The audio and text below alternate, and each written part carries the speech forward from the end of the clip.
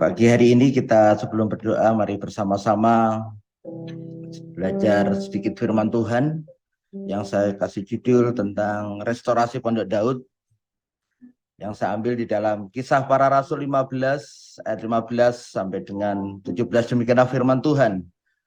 Hal itu sesuai dengan ucapan-ucapan para nabi seperti yang tertulis. Kemudian aku akan kembali dan membangunkan kembali Pondok Daud yang telah roboh, dan reruntuhannya akan kubangun kembali dan akan kuteguhkan, supaya semua orang lain mencari Tuhan, dan segala bangsa yang tidak mengenal Allah yang kusebut milikku. Demikianlah firman Tuhan yang melakukan semuanya ini. Hari-hari ini kita dikagetkan dengan kejadian bagaimana Hamas, sekalipun dia bukan partai berkuasa, menyerang Israel, dan cukup mengagetkan karena secara diam-diam tiba-tiba terjadi.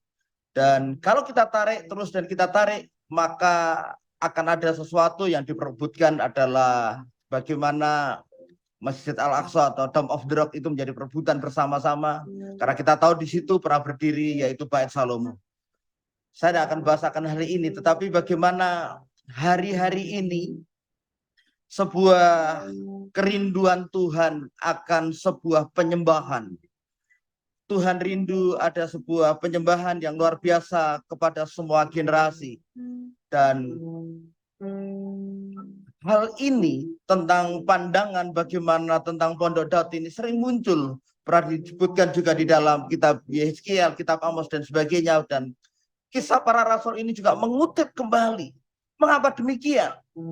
Kita melihat bagaimana sebelumnya adalah para rasul banyak pergi memberitakan Injil, melayani ke berbagai daerah di luar orang Yahudi, dan mereka kembali. Sehingga timbul banyak pandangan. Bagaimana dengan mereka-mereka yang tidak mengalami juga hukum Taurat dan sebagainya dan bukan orang Yahudi. Mereka harus mengalami lawatan Tuhan dan sebagainya.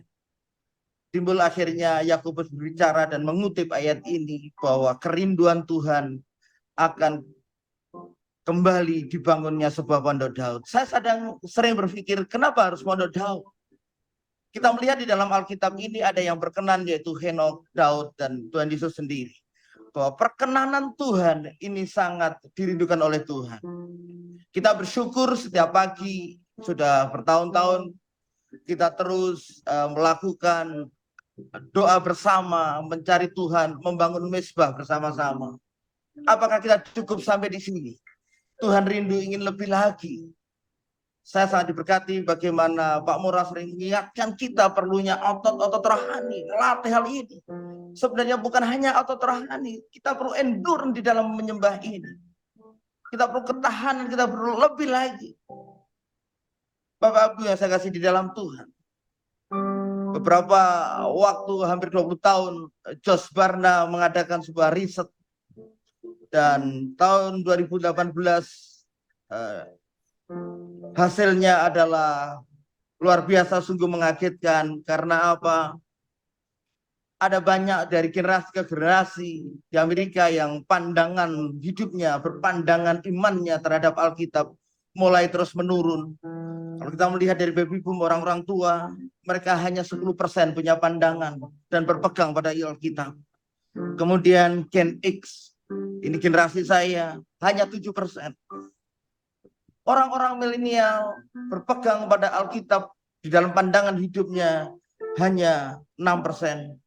Dan bahkan jumlah yang paling banyak sebenarnya populasi adalah hari-hari ini adalah Gen Z, yang dia hanya punya pandangan dan berpegang pada firman Tuhan adalah 4%. Sangat menarik sekali kalau kita melihat akan datang hal ini.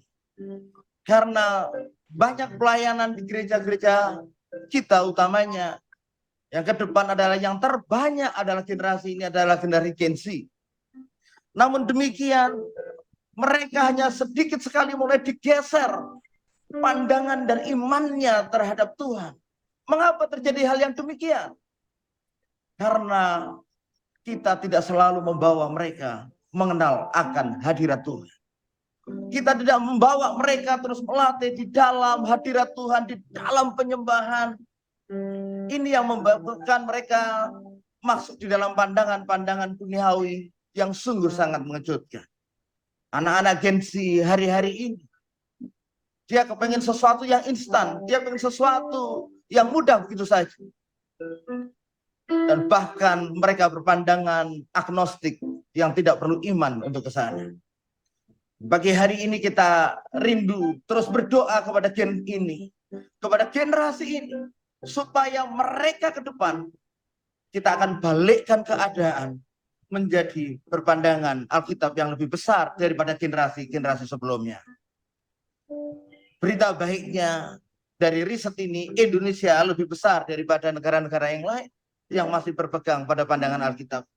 Sehingga Ketua Umum PGI mengarahkan kepada hal ini bahwa Gen Z harus mengalami sebuah penjangkauan yang lebih lagi. Saya teringat bagaimana tahun 90-an saya dijangkau oleh pembimbing saya Pak Kristia. Sebenarnya bermula saya tidak banyak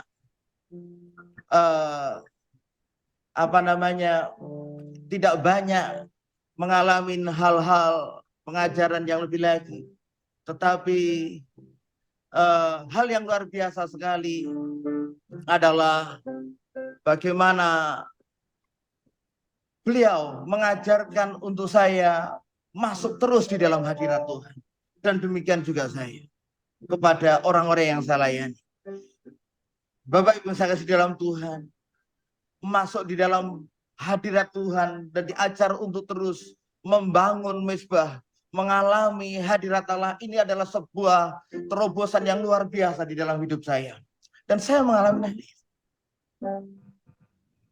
ada sesuatu yang luar biasa. Firman Tuhan berkata di dalam Yohanes pasal yang ke-7 ayat 18, demikianlah bunyinya. Barang siapa percaya kepadaku seperti yang dikatakan oleh kitab suci, dari dalam hatinya akan mengalir aliran-aliran air hidup. Setiap kita di dalam hadirat Tuhan, kita bisa mengalami aliran-aliran ini. Kitab Yeskiel mencatat bagaimana dari bait suci itu mengalir aliran air hidup yang awalnya hanya semata kaki dan bahkan selutut, sepinggang, dan bahkan bisa berenang. Hari-hari ini kita mengalami sebuah iklim El Nino yang panas sekali, luar biasa. Saya seorang petani. Saya mencoba keadaan ini. Saya berinovasi untuk menanam padi di tengah terik matahari. Dengan meneteskan air, saya semprotkan.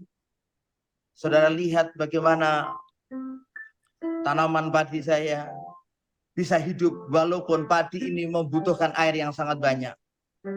Namun karena ada air yang terus mengalir walaupun kecil, padi saya hidup. Sebelah saya petani, tetangga teman kami bertani.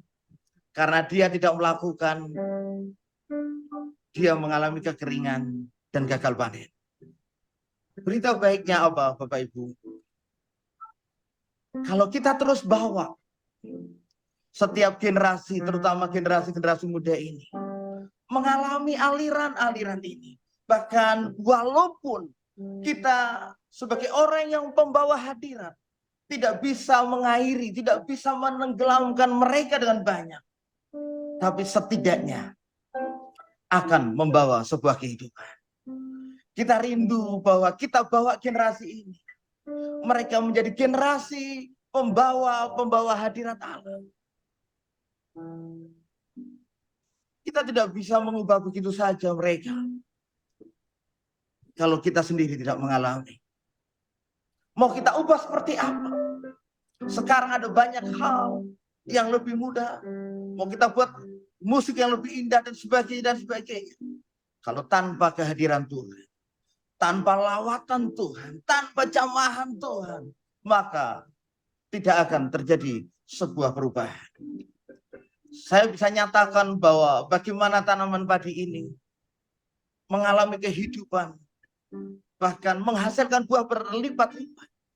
Mungkin sebentar lagi akan panen tanaman padi saya ini.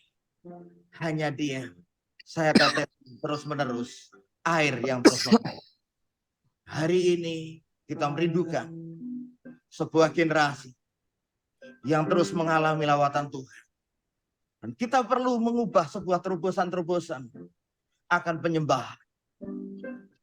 Kita rindu mengalami generasi ini. Dia menjadi penyembah-penyembah yang luar biasa. Kalau Gen Z ini hanya 4%. Mari kita bersama-sama. Kita ubah mereka. Mereka mengalami lawatan Tuhan. Dan bahkan bukan hanya mengalami lawatan Tuhan. Tetapi mereka menjadi anak-anak muda pembawa hadirat Tuhan. Mulai dari kita. Allah rindu. Itu terjadi.